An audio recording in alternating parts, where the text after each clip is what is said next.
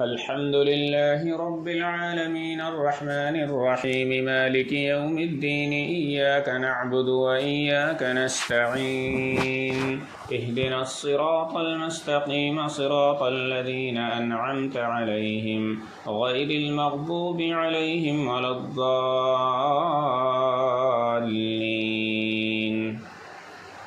يا أيها الذين آمنوا لا تقدموا بين يدي الله ورسوله واتقوا الله إن الله سميع عليم.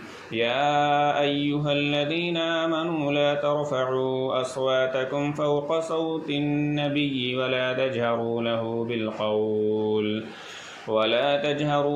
بالقول كجهر بعضكم لبعض أن تحبط أعمالكم وأنتم لا تشعرون.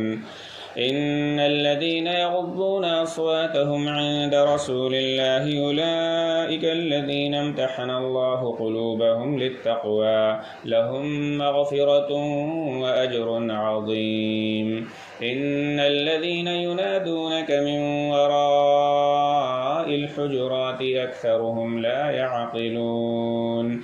ولو أنهم صبروا حتى تخرج إليهم لكان خيرا لهم والله غفور رحيم. يا أيها الذين آمنوا إن جاءكم فاسق بنبأ فتبينوا أن تصيبوا قوما بجهالة فتصبحوا على ما فعلتم نادمين.